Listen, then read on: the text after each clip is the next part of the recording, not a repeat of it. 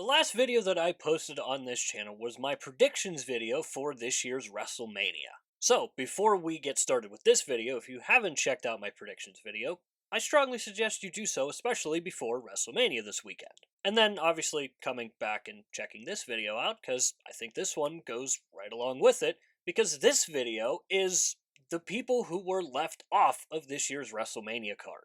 So, I have made a small list of people who I feel like should have been put on this year's WrestleMania card, and we're going to talk about it, give my thoughts on why I do think that they should be on this card. And before we get too far ahead in the video, I want to say that if you are a WWE fan, consider subscribing to this channel. That's all we post is WWE related content. We're going to start off with probably the most obvious one on this list, and that is Randy Orton. Now, at the time I'm making this video, it is not confirmed whether he is going to be on the card or not. But for the sake of this video, we're going to say that he's being left off this year. And I'm not going to spend too much time talking about Randy Orton missing this year's WrestleMania, possibly because I just made a video about it, talking about who he should face at WrestleMania. Because I firmly believe that he is going to end up on WrestleMania in some sort of way. Whether it be Solo Sikoa, like I talked about in the recent video, and we unfortunately got a strong tease about it on Friday Night SmackDown, but a popular theory that is going around is that it could be Nick Aldis coming out of retirement and getting into a match once again. That's something that I know a lot of people would love to see. I didn't include it in my video because, to be completely honest, I didn't even think about it. Now, whether or not that match would be well received is yet to be determined. My only issue with it possibly being Nick Aldis is I think you could do more with Randy Orton if you want to put him on the card. Again, in the recent video, I talked about possibly someone from the main roster. I mentioned Carmelo Hayes as a possibility. I obviously talked about Solo Sikoa as well. And I also brought up the idea of maybe it being someone coming into the company from a different company. Similar to what we had with Seth Rollins at WrestleMania 38 when Cody Rhodes made his return.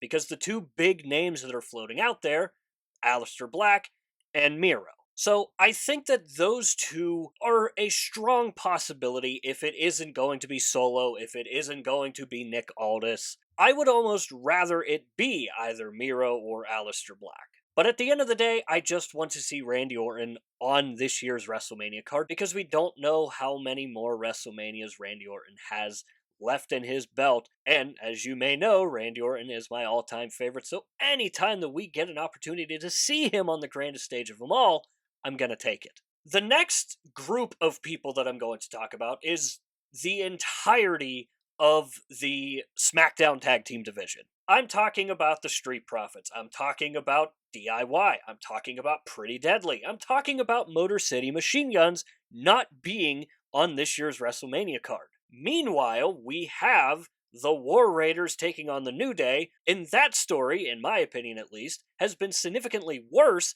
than what they're doing with the SmackDown Tag division. And it really kind of just blows my mind that they spent all this time trying to build the Street Profits back up into being championship material, which they did. They managed to make DIY, who was a group that was getting zero reaction every match it seemed like. They did the right decision, they turned them heel, and now they're actually getting reactions. And people are remembering just how damn good DIY can be. We're seeing Motor City Machine Guns put on fantastic matches. And we're also getting Pretty Deadly, which, again, I don't think that those guys get enough credit for how sneakily good they are in the ring. Now, we do know that on the last episode of SmackDown before WrestleMania, we know that there is going to be a tag match. And again, the fact that that match wasn't put on WrestleMania and it got replaced by the War Raiders and the New Day is just one decision that I do not understand from this year's WrestleMania. You can make an argument for a couple more people that are out there. You can make an argument for possibly Sami Zayn, who is still currently off TV, but he's going to come back eventually. So when does Sami Zayn come back?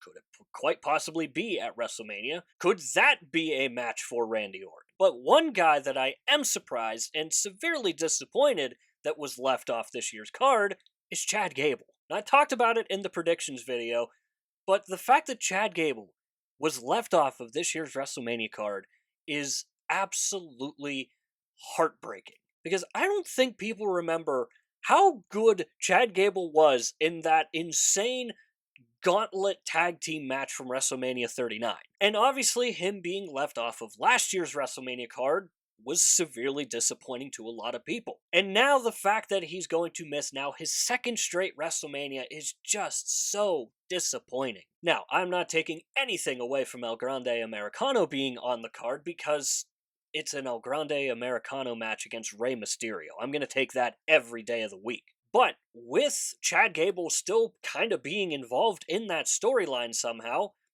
they could have easily have made it a triple threat match. Think about having a triple threat match between Rey Mysterio, El Grande Americano, and Chad Gable. That could have been just slightly less important than what we are getting with Roman Reigns, Seth Rollins, and CM Punk. So, this is where I want to hear from you guys. First of all, let me know what you think of my picks, and then let me know who you think should be on this WrestleMania card. Again, you can make your strong argument for a lot of people who were left off of this year's card. But for me, the one that just does not make any sense at all is the War Raiders versus the New Day being on the card while the entire SmackDown division was left off, considering that that story and everything that they have done to rebuild that division has been so good compared to what we're getting over on Raw. That to me is just the most disappointing by far. So as always, let me know that stuff down below in the comments. And while you're down there, swing by the description and click the Linktree link. That link will take you to all of the social medias for this channel, and I do suggest going and checking out our X page. Besides YouTube, I am most active over on X. We do updates for Monday Night Raw, Friday Night SmackDown, and the PLEs.